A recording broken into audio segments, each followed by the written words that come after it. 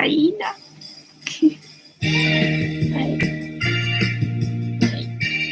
作った。はい、ババンババンバンバンなんだよ。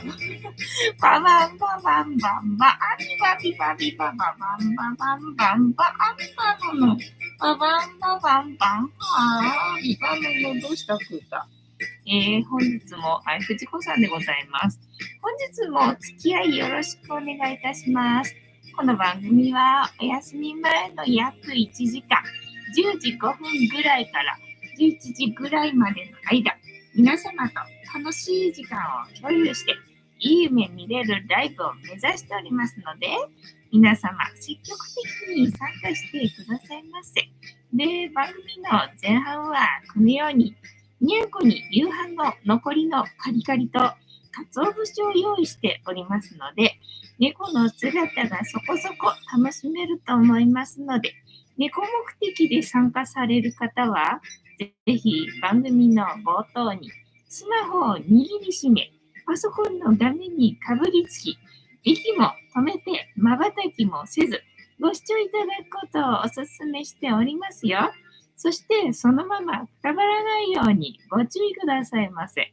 ちゃんとチャンネル登録とグッドボタンを押して、スパッチャを投げてからくたばるようにしてくださいね。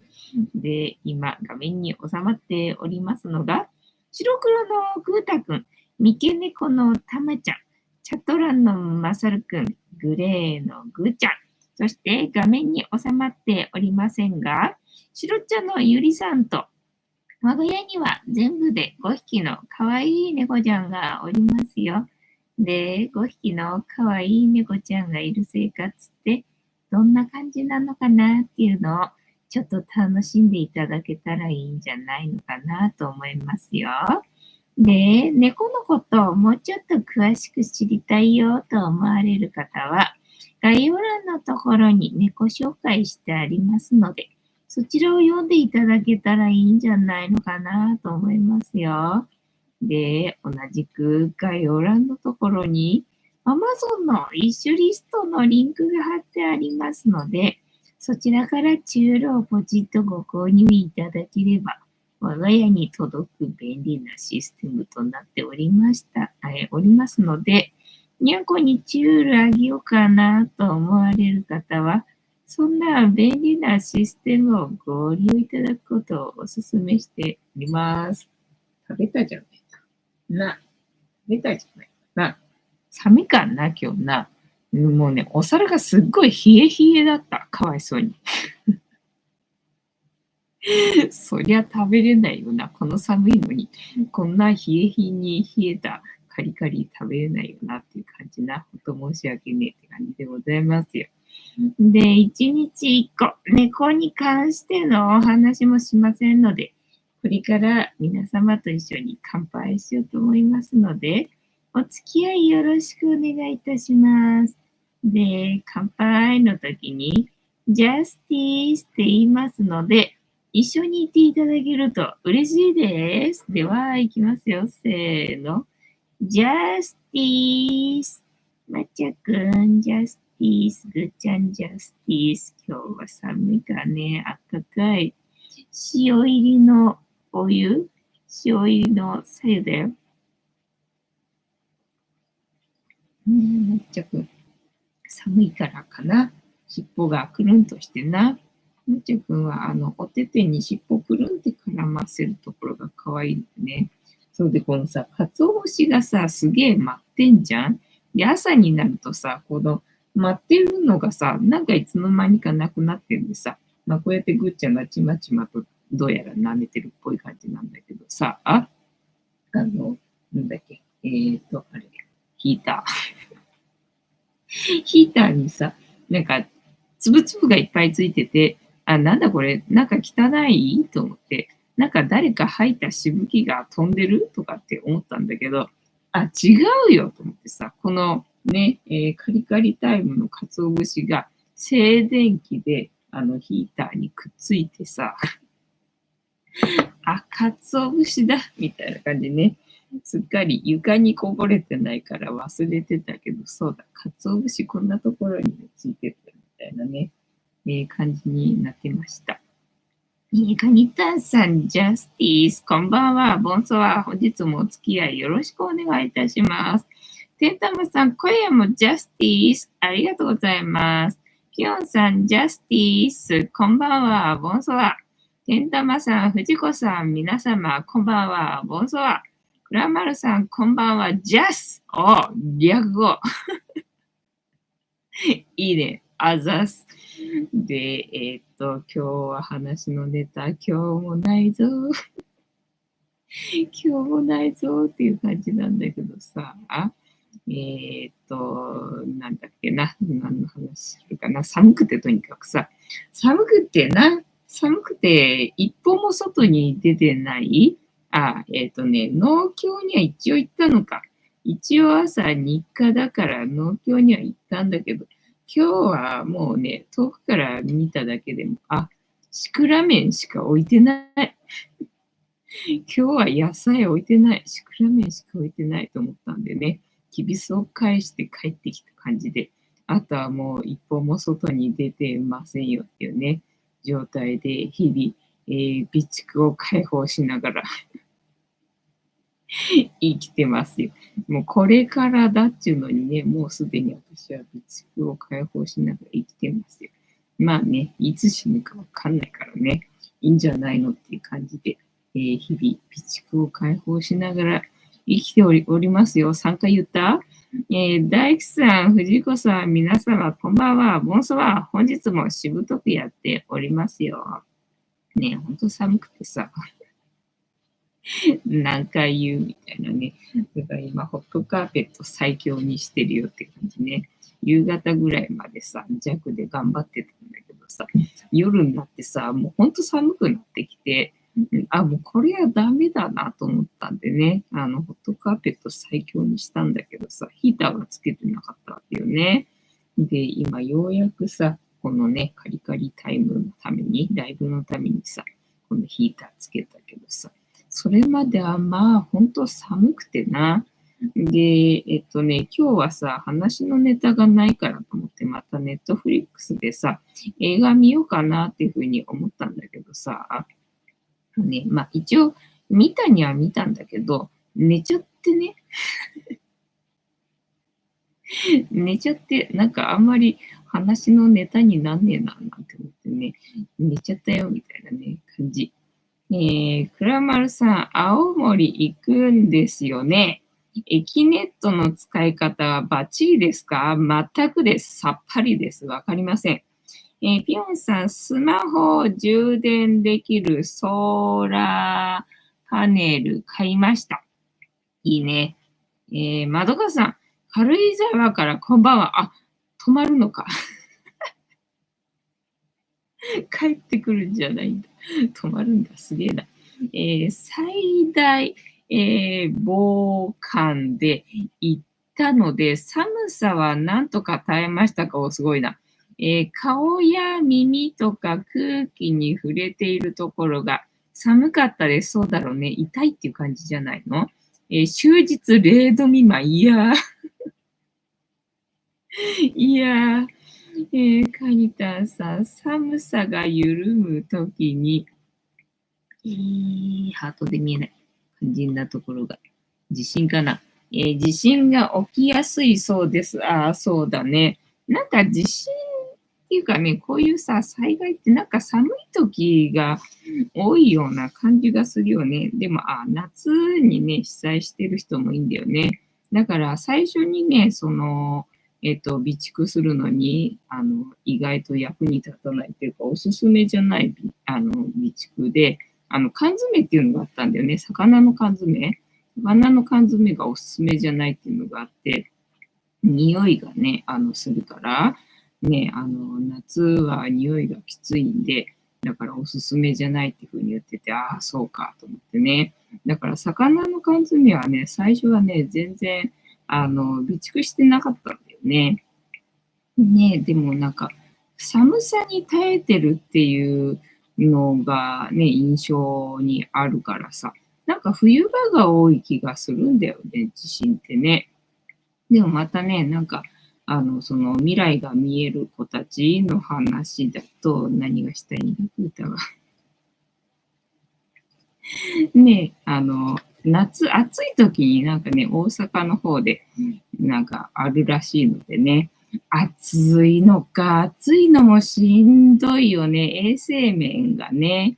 だって、なんだっけ、トイレの衛生面が良くなくて、大概ね、体調崩す人がね、多いらしいんだよね、やっぱりね。で、冬だからまださ、それでもね、なるぐらいなのにさ、夏はちょっとと思って、だからね、クーラーが使えないらしいんだよね。それで大変になるみたいなね、予測をしてるらしいんだけどさ。いや、クーラーかと思ってな。クーラー買い替えといた方がいいかな。でも、電源がもしないんであれば意味ないしね。だから、電源を使わず涼しくなれる方法をやっぱりもうちょっとね、考えないとダメかな、みたいにね、思ってたかな、今日はな。ーっ寒かった。起きやすい。倉丸さん、軽井沢大雪ですかね。まどかさん、雪は降っていません。あ、そうなんだね。山の方に行くと少しさらさらと降っていましたが、日本海側でないから大丈夫でした。あ、そうなんだね。雪降ってなかったらね、なんかだいぶマシな感じがするな。クラマーさん、よかったですね。楽しんできてください。じゃあ、にゃんこはお留守番してるのかにゃんこ連れてったにゃんこお留守番かな寒い中。寒い中お留守番なのか。暖房つけっぱなのか知らんけどな。食べてるよ。食べ始めたよ。謎だな。そう、今日にゃんこさ、抹茶がちょっと絶不調っていうのかな。調子悪かったんだよね。なんか泣いてるなと思ったんだけどさ、トイレ出たり入ったり出たり入ったりして、で、このこたつの中もさ、入ったり出たり入ったり出たりしてね、なんか繰り返してたんだよね。ああ、今日はちょっと抹茶が調子悪そうだな、みたいなね、感じだったね。でもまあ、吐いてたんだね。最初吐いてて、で、トイレ出たり入ったり出たり入ったりしててね。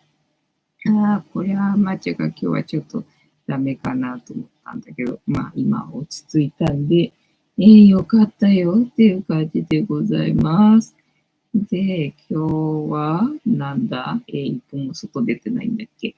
本当はね、コーヒー、インスタントコーヒーね、買いに行った方がいいかなって思ったんだけど、まあでも寒いんでさ、いや、うちにある備蓄あるしね、と思ってね。まあ、今日無理して買いに行かなくても、またね、近いうちに買いに行けばいいかと思って、インスタントコーヒーも、備蓄開放し。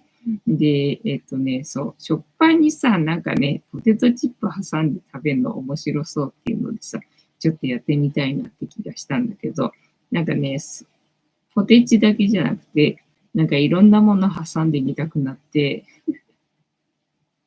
いろんなものを挟んでみたくなってね、あ、こりゃ食パンいるなと思って、だからもうしばらく食パンは焼かないつもりでいたんだけど、いや、また食パン焼くかと思ってね、強力粉の備蓄も開放しまして、ただもうそれはね、賞味期限だいぶ切れてるんで、まあそれのせいかなと思うんだけどね、膨らみが悪いんだよね。で、まあ膨らみが悪いんでさ、最近は寒いし、ちゃんとぬるま湯で作ってんだよね。で、今日は割と膨らんだかなっていう感じだったんで、まあよかったよと思ったんだけどね、やっぱり賞味期限切れると強力粉は膨らみがどうやら悪くなるっぽいなっていうことがね、なんか分かったかなって感じなんで、だからやっぱりいつまでもは持たせらんないなって思うんでね、まあ、ほどほどのところで使っちゃうのが良さそうだなっていう感じね。で、まあ一応さ、食パン作ったはいいんだけど、だ今日はさ、この前買った玉ねぎの炒めたの食べたくなった時に買ってきた玉ねぎさ、でっかいのがね、2つ入りだったわけよね。で、まあ、2つで、1個がすげえでかくて、1個はまあ、ちょっとちっちゃくてみたいな感じで。で、この前ちっちゃい方がちょっと傷んでたんで、そっちを使っちゃったんだよね。だから結構剥いたんで、普通の大きさぐらいの玉ねぎになったんで、それを1個使ったんだけどさ、今日はね、でっかい方ね、さすがにでかすぎるんで、これ1個使っちゃったらなんかもったいないかなと思ったんで、半分に切って、で、半分だけね、切って、炒めて、で、今日はオニオンスープにしたんだけど、オニオンスープにしたんだけどね、お腹がいっぱいにならない気がすると思って。で、昨日豆腐がね、30%引きの汁貼られてたので、お、これ買っていくかと思ってさ、昨日は豆腐買って帰ってきたんだよね。なので、あ、そっか、豆腐でじゃあかさ増しするかと思って、今日はオニオンスープのつもりだったんだけど、そこに豆腐入れてな、豆腐とオニオンのスープにして、食べたよっていう感じ。何の話してたんだっけな。どこだったっけ。楽しんでください。まどかさん、ご心配ありがとうございます。メインクーンのまどかにとっては東京の気温は大丈夫だと思います。もともと雪国の猫なので、なるほどな。ベッドは暖かいし、じゃあ、暖房はつけずにお留守番なんだな。今日の東京は寒いぞ。寒いぞ。ヨッシーさん、猫って家で飼い主不在時は、冬は暖房、夏は冷房が必要なのですか？ほったらかしでも大丈夫なのだと思っていました。ね、あまりにも寒さがきついときはさ、この部屋がもうほんと寒くなるんでね、まあ不憫でなっていうふうに思うわけよ。で、まあにゃんこ5匹いるからね、まあ団子になってればなんとかなるかなと思ってさ、冬場はまあごめんっていう感じで、冬場はごめんっていう感じだけどな。だ夏はどうにもならないんでさ、だから夏はエアコンつけないとちょっと危険よねっていう感じだな。カニタンさん、メインプーンの場合は、夏が暑そうですね。ああね、なんかサマーカットするとか言ってなかったっけ、そういえば。ヨッシーさん、子供のこと、猫飼ってましたが、ほったらかしでした。まあね、外猫であればね、ほったらかし、そもそも外の子はね、暖房も冷房もないわけだから、まあそれでいいんだろうけどね。家で飼っててね、窓を閉め切りでっていう状態だとしたら、まあ冬場はいいけどね、夏場は死ぬからさ、それがね、危険と思って、だから家中のドアというドア開けて、ね、涼しいところ、にゃんこがね、居やすい場所行けるように、確保してね。で、クーラーを、つけて、あと扇風機、最初扇風機をタイマーでつけといて、で、扇風機が切れる頃にエアコンがつくようにして、それで仕事行ってたかなって思うね。ぐーちゃんのトイレタイム、今日は上手にしてくれそうで、よかったよ。ね、今日は朝、ゴミ出しの日だったんだけどさ、見事に汚されててさ、もう朝からな、寒いのにトイレ掃除から今日もね、始まった感じでございましたよ。で、どうしたんだっけ、玉ねぎのスープと、であとご飯ね。ご飯入れてかさ増ししようと思ったんでさ、ご飯炊いてな。で、ご飯もあるし、スープもあるからさ、そのヘンテゴリンサンド。ヘンテゴリンサンドは、ちょっと明日以降に回そうかねと思って。だパン食べちゃうとね、それできなくなっちゃうからって思ったんだけど、案の定私はお腹が空いてるわけよ。で、今までさ、甘栗食べたり、干し芋食べたりとかしてたんだけどさ、もうそれらのもの全部昨日で食べきっちゃったんですさ。どうしようかなと思って。どうすっかな、でも寒いしなと思ってね。でもまあ、パン焼いてあるんだから、食べればいいじゃんっていうことでね。まあ、そうだなと思ってね。結局、パンを食べることにして。で、備蓄用にっていうのかな。ずっとさ、ピーナッツバターが食べたかったわけよね、私はね。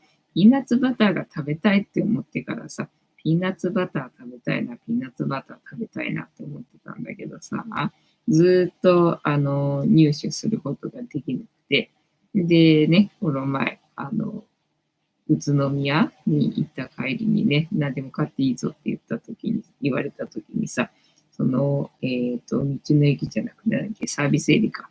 サービスエリアに、ピーナッツ売ってたわけよね。ピーナッツあると思って、ピーナッツバターね。ピーナッツバターあると思って。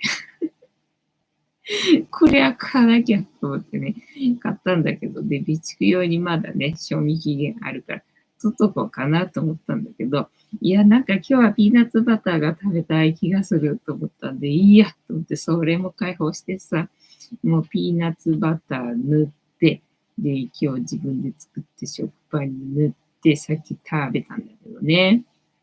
なんか、きな粉みたいな味だったな。なんかピーナッツじゃなくてもこれいいなって思ったな。なんかあれきな粉の味がする気がするけどと思って。だから今後ピーナッツバターじゃなくてな、きな粉に砂糖入れて油入れて混ぜて、で、それパンに塗ればいいじゃねえかと思ってね。もう今後そうしようと思いました。まだまだいっぱいピーナッツバターあるけど。なんか、なんかきな粉の味すると思ってな。で、ね、話のネタ用にと思ってさ、今日見た、ネットフリックスの動画が、なんか食に関するやつだったんで、だからまあ添加物だったりとか、まあそういうののね、話をさ、してくれんのかなっていうふうに思って、で、見てみたんだけど、そうじゃなかったんだよね。肉についてる、最初は O157 か。O157 が流行って、で、それがなんで流行ったのかみたいな、そういう話だったわけよね。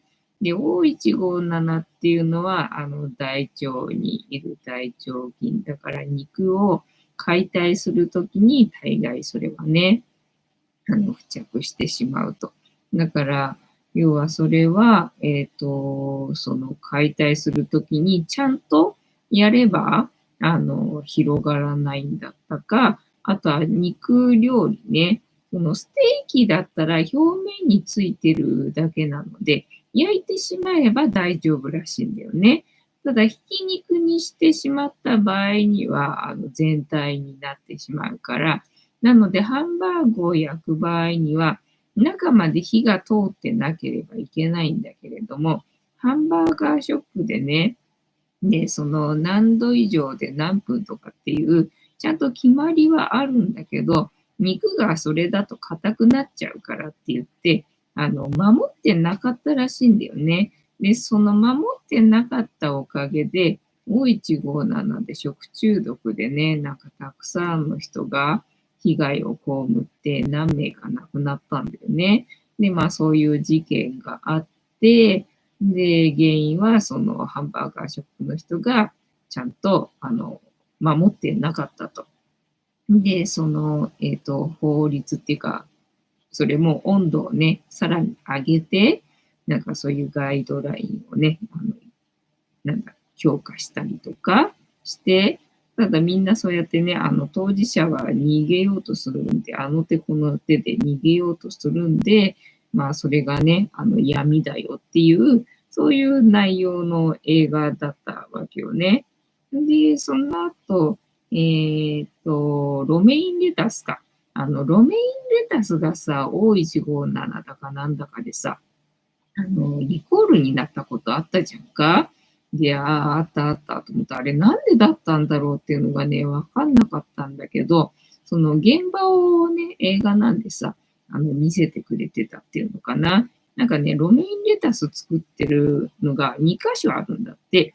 で、それのうちの1箇所で発生したんだけど、で、その2箇所がもう世界中にね、輸出してるっていうね、感じらしいんだよね。それのうちの1個がやられてるんで、まあ、とにかく世界中にね、その汚染されたロメインレタスがさ、輸出されたわけよね。だから日本でもさ、そんな事件がね、その時飲食店で働いてたからさ、あったなっていうのはなんとなく覚えてんだけど、なんでレタスに O157 だかなんだかね、なのかなっていうふうに思ったら、やっぱり牛かな飼ってる牧場と、ロメインレタスを作ってる農場がね、道、まあ広いんだけどさ、アメリカかなんかだからさ、広いんだけど、まあでも隣同士なわけよね。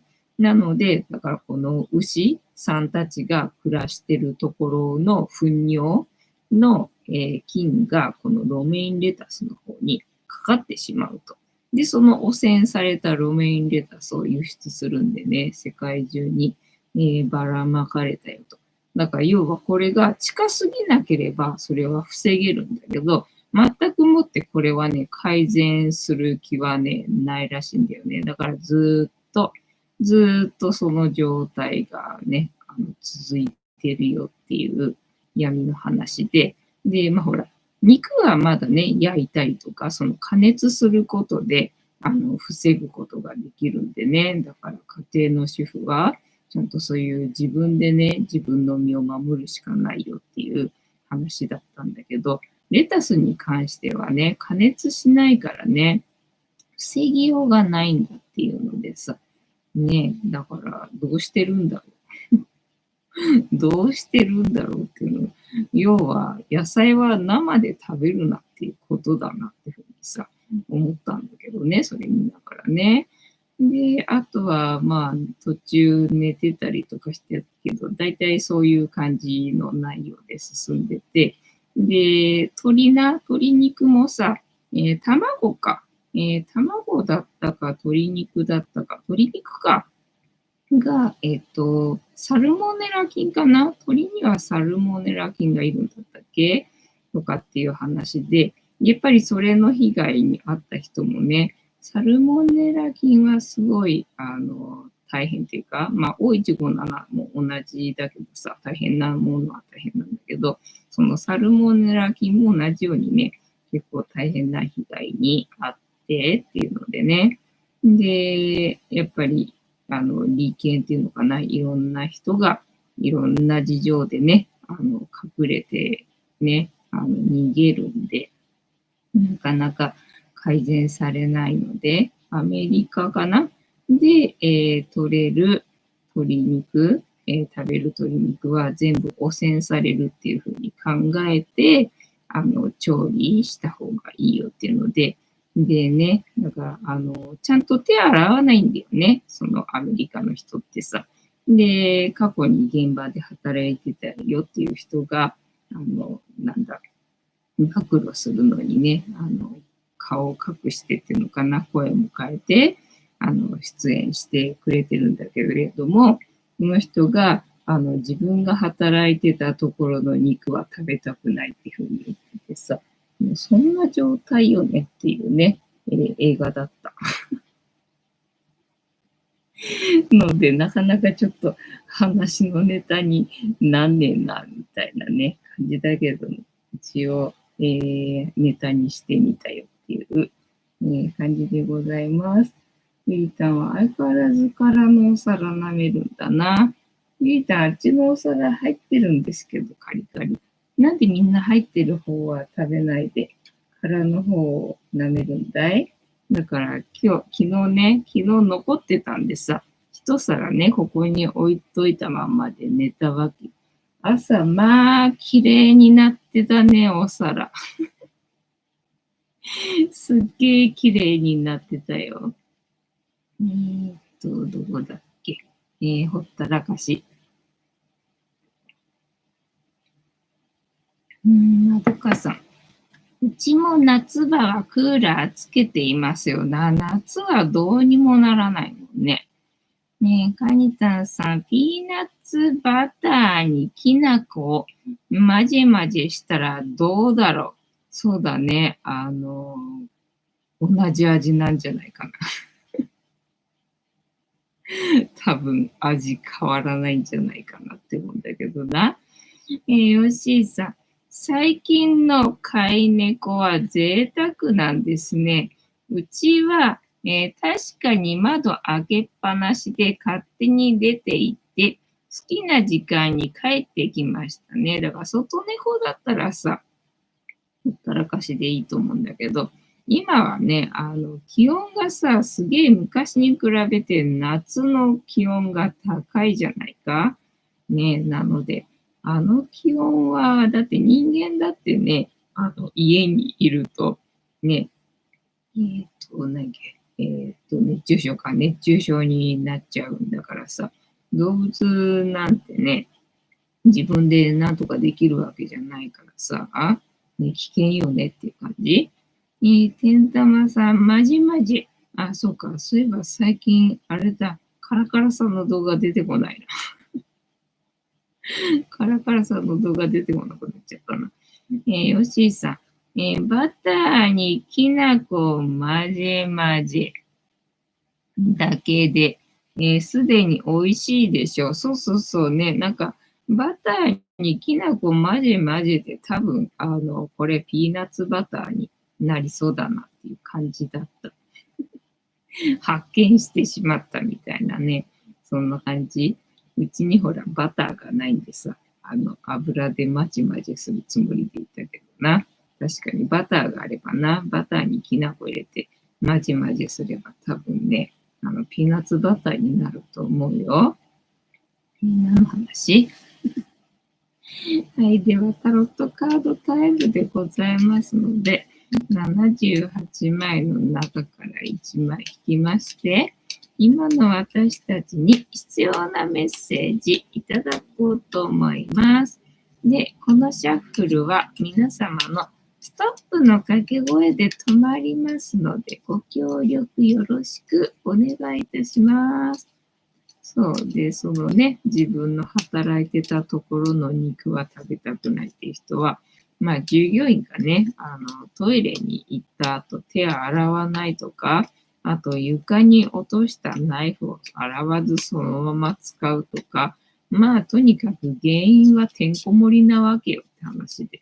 もうそれをなんかちゃんとすればね、防げるものらしいんだけど、それをちゃんとしないんで防げないらしいんだよね。で、外国の人はトイレの後手洗わないって話はさ、聞いたことあったんだけど、本当なんだと思って。本当なんだなと思ってね。ねえ、だから肉を触る仕事の人でそれだからすげえなってね、ちょっと思ったよね。だから日本人は清潔なんだよって聞いたことあったけどさ、そうなんだねなんて思ったよね。ミリタンが出てまいりました。とは何の話だったっけな。今日は洗濯して、そういえばあれか、満月が明日なのかな。なんかね、昨日かなんか月を見たらまん丸だったんだよね。で、おお、まん丸じゃねえかと思って、そろそろ満月だねと思ったんだけど、満月いつだ？今日か？明日か？ねえ、なんか月がまん丸だったけどな。で、あとは何してたんだっけ？洗濯して、ゴミ出しして、トイレ掃除して、何したっけな。動画編集の続きして、仕上げたんだっけ？はい、どうぞ。嫌なの？上に乗るの？なんかライブになると言うたら、あれか、タロットタイムになると、ここに乗ろうとするのか、違うのかな？はい。で、どうした？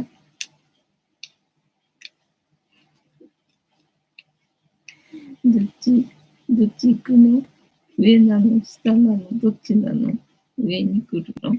なんか、あれかポジションが嫌なのか？はい。はい。違うの？なんか入るの？え、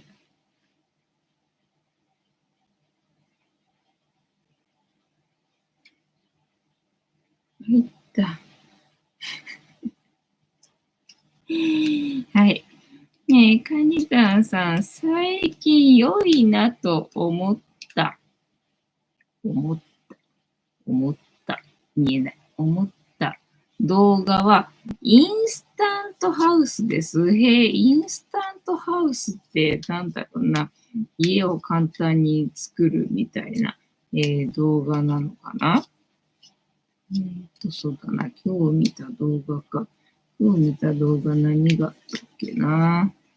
今日見た動画、ね、そう、だから最近さ、前面白いの見たいなと思ったらさ、なんかあんまり面白いの出てこないんでさ、ボケての動画があったわけよね。で、ボケての動画が面白いんでさ、なんか見てたんだけど、で、結構毎日投稿してくれてるみたいだったんだけど、ただなんか操縦編みたいので最近はさ、結構長くなっちゃったんだよね。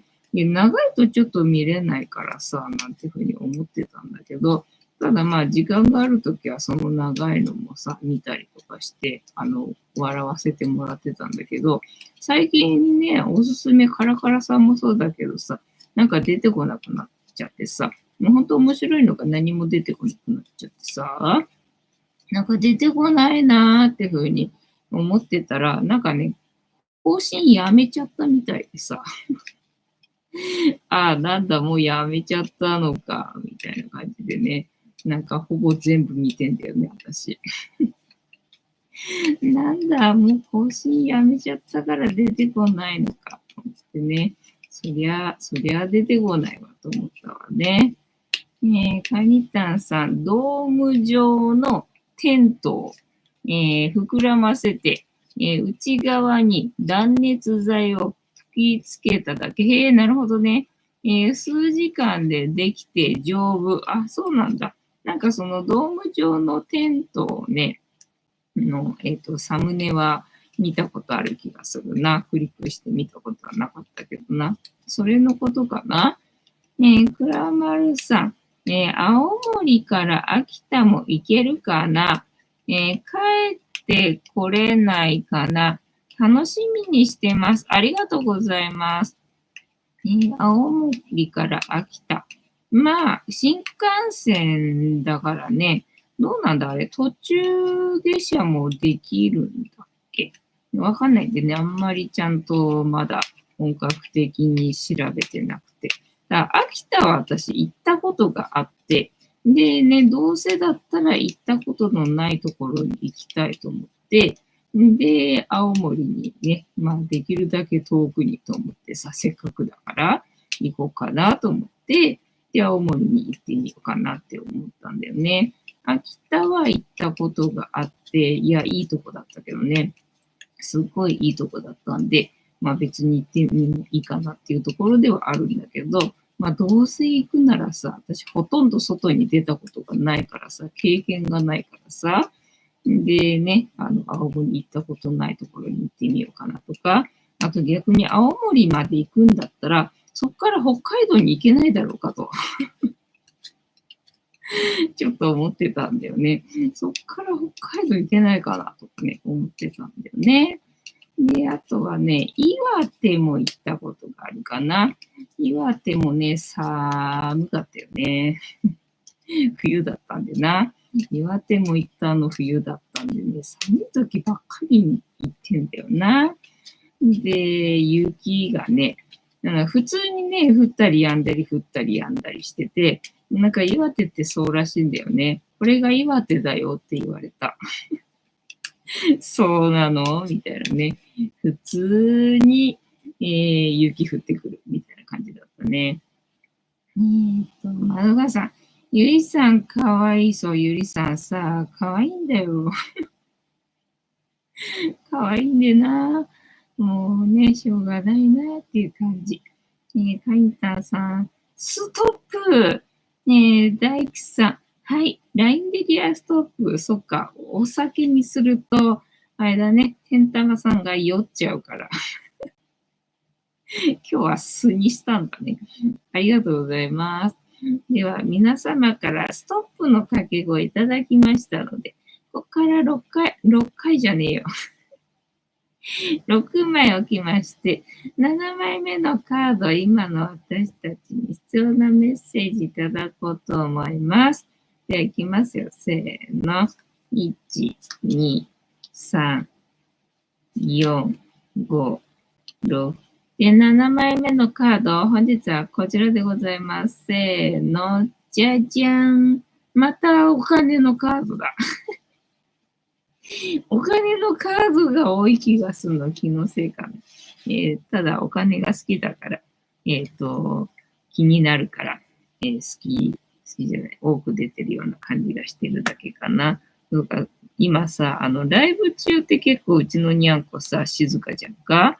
ね、夜は割と静かなんだけどさ、昼間、ね、寝てるときはほんと平和なんだけどさ、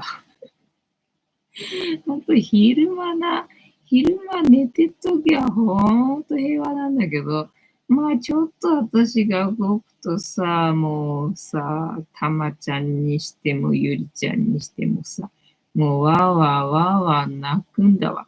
最近はそれに加えてさ、クータまでね、参加するようになってきて、だからクータの場合はわーわーわーわー泣いて騒ぐわけじゃなくて、ただ私の後をさ、まあひたすらついてきてストーカー猫なんで可愛くてしょうがないなっていう感じなんだけどさ。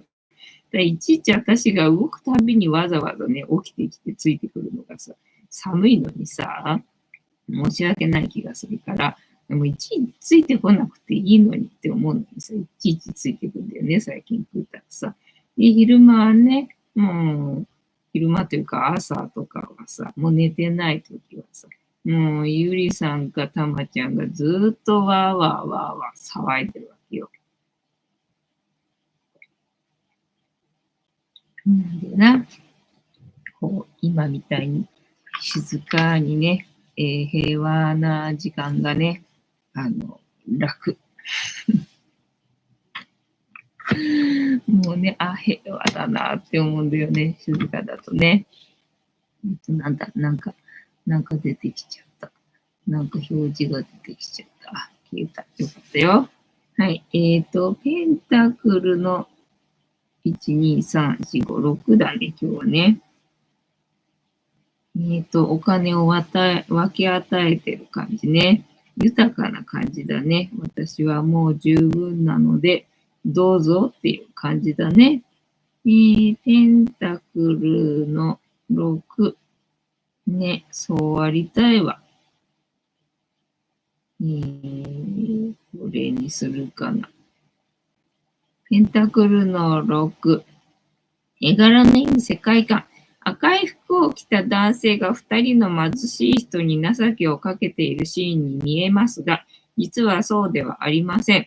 男性は支援を求める声に応え、天秤でお金を計り、必要な人に分け与えることで2人をサポートしています。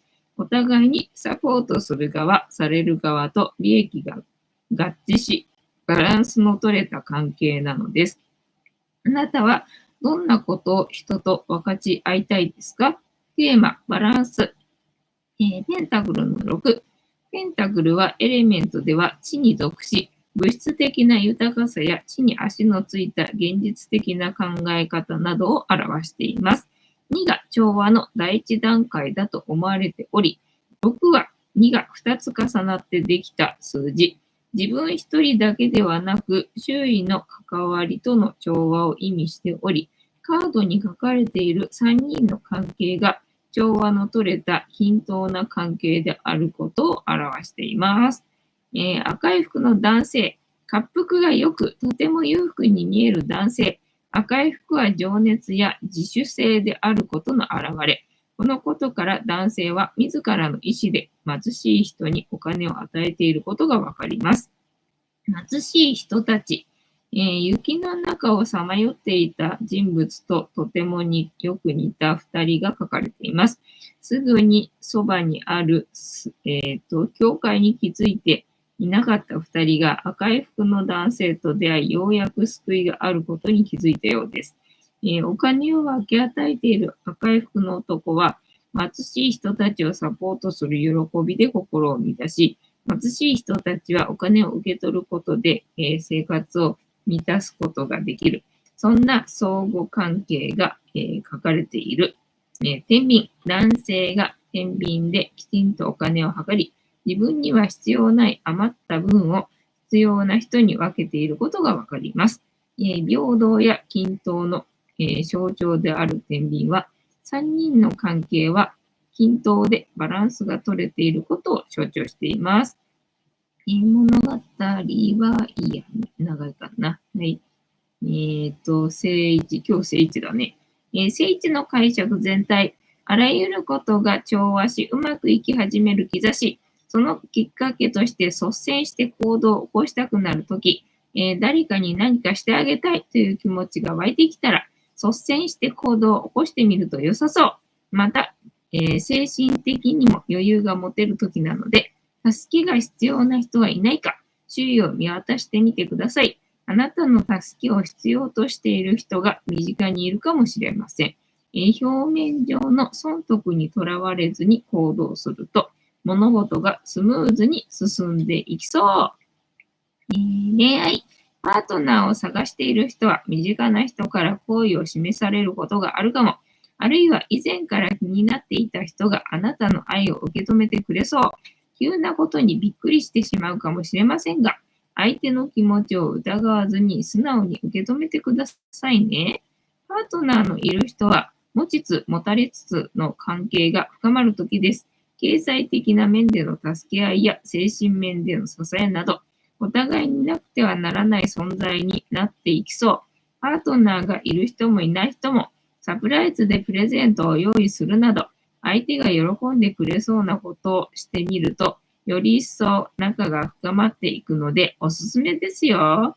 仕事、金運、経済的に安定する兆し、自分の利益だけでなく、組織全体のことを考え、広い視野で周囲を見渡すことが成功の秘訣。ボランティアなどで直接の利益にはならない活動も取り入れてみると、思わぬチャンスに恵まれるかもしれません。金運では大きな臨時収入を得られる予感。使いすぎには注意。今後の見通しを立て、計画的にお金を使ってください。もし余ったお金があるなら、募金や寄付などお金を通じて、社会とつながることで気持ちに余裕が生まれそう。人間関係。心地の良い人間関係が築けるとき、同じ趣味の人と出会ったり、似たような考えの人と巡り合ったりするなど、長期的なお付き合いができる人間関係を築くことができそう。また、フィーリングが合いそうな人同士を引き合わせるなど、仲介役を買って出るとあなたを介して、コミュニティの輪が広がっていく兆しがあります。より一層楽しめる環境を築くために周囲を見渡してみると良いでしょう。はい。えーっと、ウェイトの解釈。商人を装った人は天秤でお金を計り貧しい人に、分け与えている。それは彼の成功と善良な心の証と語っています。赤い服の男性は商人として成功しており、善意で必要な人にお金を分けていると、わかる一文。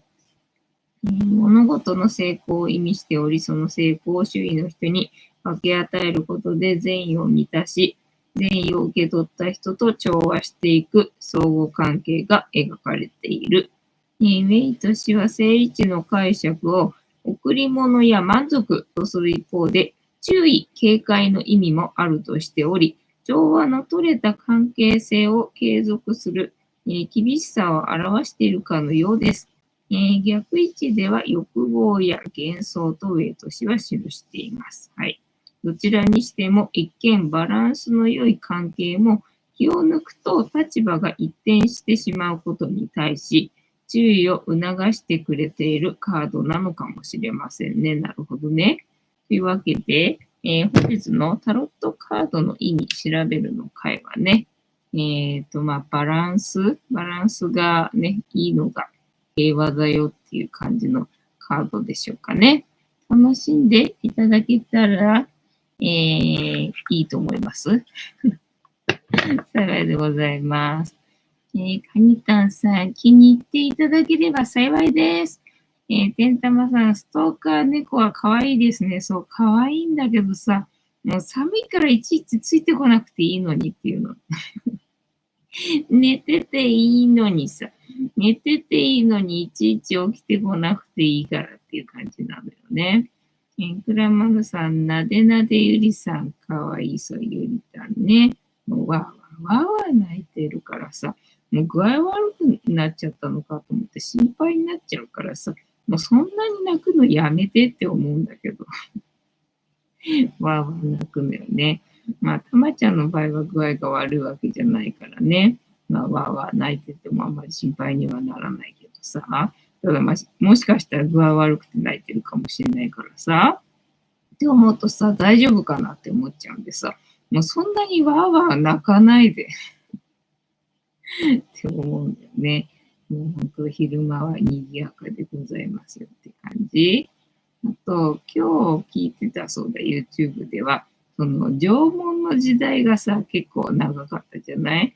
縄文時代が結構長かったんだけど、その縄文時代の終わりっていうのが、どうやって、なんでそんなに長かったのにね、終わったんだろうなっていうふうに思ったのはさ、そうやってさ、バランスが良くてね、ずっとさ、平和で、長くね、続いたんだけど、後半はね、侵略されたっていうか、そのね、持ちつ持たれつっていうか、それが当たり前の世界で生きてたんでさ、いいよいいよっていう感じでいたら裏切られたっていうか、なんかそれで崩壊してたらしいんだよね。じゃあ、そうなんだな、なんていう話を、今日はちょっと聞いたかな、みたいな感じでございました。ね、青森な、青森寒いかね。ね、秋田の人なのかな。ね、秋田もいいところだったけどね。あとは、どこかね。ね、なんかいろいろ行きたいところいっぱいあってな。大変。はい。てなわけで、本日も竹縄ではございますが、いいお時間になってまいりましたので、そろそろお開きにさせていただきまして、調子が良ければ11時ぐらいまで毎日のようにやっておりますので、お時間合うときはいや、お付き合いいただけると嬉しいです。で、私の人生の目的は、私の笑顔で私とみんなを幸せにすることですので、チャンネル登録がまだの方はチャンネル登録とグッドボタンを押して、スパチャを投げといていただけると、私が笑顔になりますので、よろしくお願いいたします。あと、ご無理でなければ、お友達へのシェアもよろしくお願いいたします。猫の姿が物足りなかったよって方は、このチャンネルには猫の動画がいっぱいありますので、そちらを全部見といていただけたらいいんじゃないのかなと思いますよ。てなわけで、いやね、ごめんごめん。本日もお付き合いありがとうございました。次回も見てくれるかな？はーい。いいとも。じゃんけんぽい。はい。ではでは、いい夢見てね。おやすみなさい。バイなら。